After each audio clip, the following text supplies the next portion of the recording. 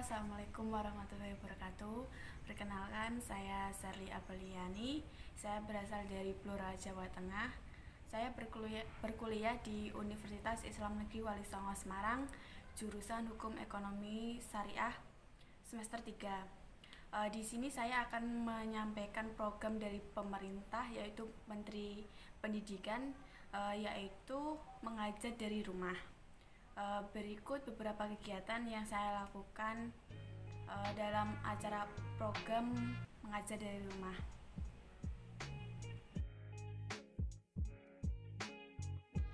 Apa yang dimaksud dengan Merdeka Belajar atau Kampus Merdeka? Menurut saya, dulunya itu kampus merupakan tempat untuk belajar bagi berbagai macam mahasiswa dan juga dosen secara tatap muka langsung. Jadi pada program pembelajarannya, sebuah kampus seringkali menerapkan konsep pembelajaran di mana dosen menjadi sumber utama. Ini tentunya menjadikan mahasiswa kurang mandiri dalam menyelesaikan berbagai upaya pemecahan masalah yang harus diselesaikan. Selama ini, pada dasarnya sebuah kampus sendiri menerapkan sistem pembelajaran dengan SKS yang hampir keseluruhannya mengharuskan adanya kegiatan belajar di dalam kelas. Ini menunjukkan kurangnya kemerdekaan belajar yang harus dijalankan oleh setiap mahasiswa dalam melakukan pembelajarannya. Apa itu Merdeka Belajar? Merdeka Belajar adalah memberi kebebasan dan otonomi kepada lembaga pendidikan dan merdeka dari birokratisasi. Dosen dibebaskan dari birokrasi yang berbelit serta mahasiswa diberikan kebebasan untuk memilih bidang yang mereka sukai. Menurut Nadiem Makarim selaku Menteri Pendidikan dan Kebudayaan, Kampus Merdeka merupakan kebijakan Menteri Pendidikan yaitu Nadiem Makarim yang bertujuan untuk mendorong mahasiswa untuk menguasai berbagai keilmuan yang berguna untuk pada saat memasuki dunia kerja. Kampus Merdeka memberikan kesempatan bagi mahasiswa untuk memilih mata kuliah yang akan mereka ambil. Adanya konsep belajar merdeka tentunya bertujuan untuk memberikan keluasan kepada mahasiswa untuk belajar di luar kampus. Konsep tersebut terus dikembangkan oleh Kemendikbud sebagai upaya untuk mendapatkan calon pemimpin masa depan yang berkualitas. Ada 4 kebijakan Kampus Merdeka ala Nadiem Makarim. Yang pertama ada mengubah PTN Statker menjadi sebuah PTN BH. Dalam kebijakan Kemendikbud dalam kaitannya dengan penerapan kampus yang merdeka adalah mengubah PTN Statker untuk kemudian menjadi PTN BH. PTN Statker adalah sebuah perguruan tinggi negeri dengan status satuan kerja di mana di dalamnya terdapat layanan umum yang tersedia. Perubahan tersebut dilakukan dengan mengubah PTN Statker menjadi PTN BH atau perguruan tinggi negeri dengan kekuatan badan hukum. Yang kedua, adanya penyederhanaan pada akreditasasi perguruan tinggi. Salah satu kebijakan lainnya yang diterapkan dalam kampus Merdeka adalah adanya penyederhanaan pada akreditasi perguruan tinggi. Kebijakan ini berkaitan dengan program reakreditasi yang pada dasarnya bersifat otomatis untuk semua peringkat dan juga bersifat sukarela bagi perguruan tinggi. Pada dasarnya dalam penerapan kampus yang merdeka, kedepannya akreditasi tetap berlaku selama 5 tahun dan bisa diperbarui secara otomatis. Yang ketiga ada membuka prodi baru.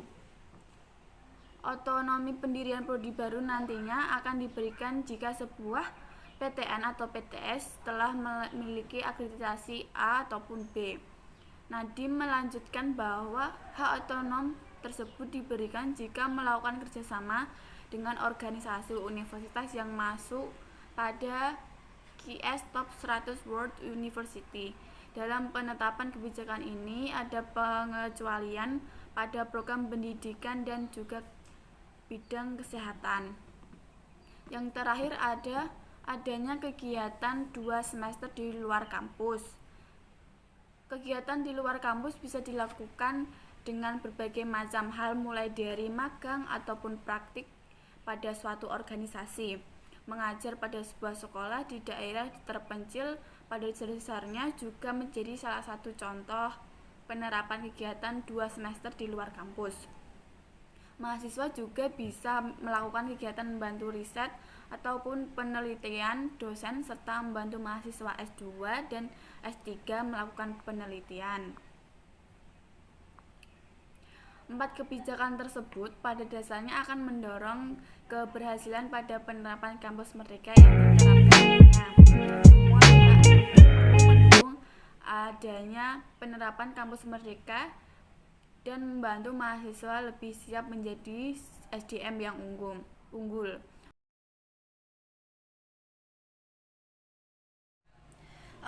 Latar belakang kenapa saya bergabung dengan relawan mengajar dari rumah, karena saya ingin sekali membantu para adik-adik, khususnya para tetangga saya untuk belajar, karena di kondisi saat ini, yaitu kondisi pandemi, membuat anak-anak kesulitan untuk belajar daring karena beberapa dari mereka ada yang tidak mempunyai HP atau handphone. Maka saya berinisiatif untuk mengajari mereka. Bagi beberapa anak yang mau belajar dengan saya, untuk membantu mengerjakan berbagai tugas mereka di sekolah, karena dalam sekolah mereka menggunakan tatap muka, jadi banyak dari mereka yang tidak bisa bertatap muka dengan para guru mereka. Jadi seperti itu inisiatif saya untuk bergabung dalam acara relawan mengajar dari rumah. Terima kasih.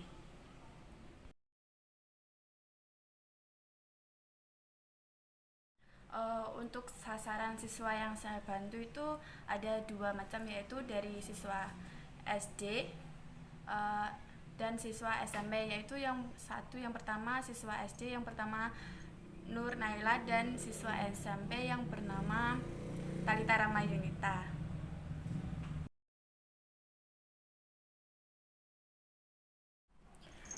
Untuk ulasan materi yang saya ajarkan itu tidak menentu, karena saya di sisi lain ingin membantu meringankan pekerjaan rumah mereka, yaitu berbagai macam PR seperti matematika untuk SD, seperti perkalian, pembagian, atau materi yang lain. Terus untuk SMP saya membantu dalam pelajaran seperti agama, matematika, penjas, dan berbagainya. Di situ juga saya juga mengajarkan tentang bagaimana cara untuk mencuci tangan yang baik dan benar, bagaimana sisi-sisi mana saja yang harus dibersihkan supaya kuman-kuman yang lain tidak ikut terkontaminasi di tangan.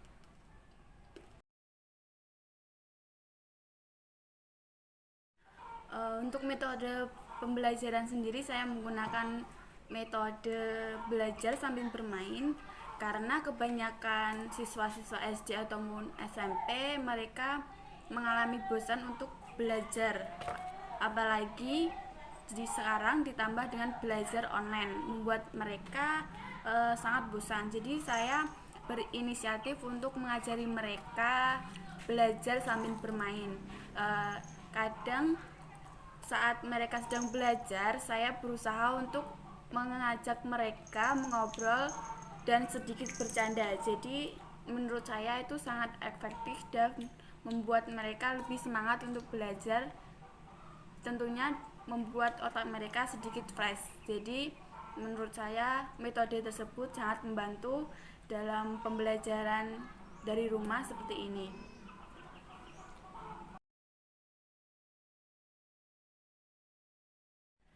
Untuk kondisi sebelum dan sesudah pengajaran, menurut saya pribadi, kebanyakan dari siswa-siswa di sini tuh sangat sulit untuk melakukan kegiatan belajar dari rumah.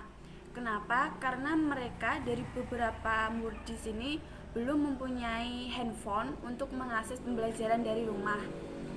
Yang kedua, ada siswa kesulitan untuk menggunakan aplikasi Zoom maupun Google Meeting karena beberapa mereka maupun orang tua mereka sangat kesulitan atau susah untuk memahami aplikasi Zoom atau Google Meeting. Yang ketiga, siswa juga tidak paham akan materi yang sudah diajarkan oleh gurunya melalui daring. Jadi saya berinisiatif untuk membantu mereka yang kurang paham akan materi apa saja yang telah guru ajarkan, dan saya juga membantu mereka untuk membantu mengerjakan berbagai macam tugas mereka seperti pekerjaan rumah, seperti pada mata pelajaran matematika, agama, IPA maupun IPS. Dan juga karena pembelajaran jarak jauh menggunakan HP, kebanyakan dari mereka matanya sakit atau perih. Jadi saya berinisiatif untuk membantu mereka belajar dari rumah, dan juga mereka juga dapat berinteraksi dengan teman-teman mereka yang juga saya ajari. Jadi mereka juga tidak berdiam diri di rumah untuk memandang HP, jadi mereka matanya tidak sakit, seperti itu.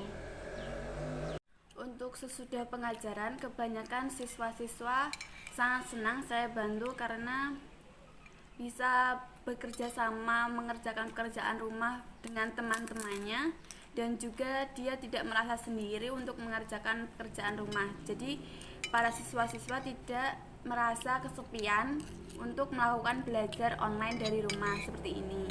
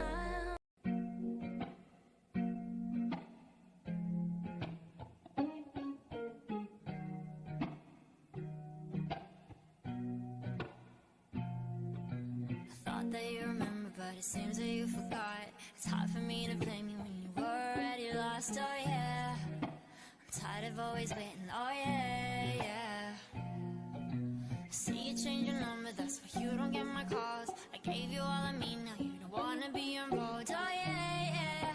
I really gotta face it. Oh yeah, yeah. wanna be the one, but to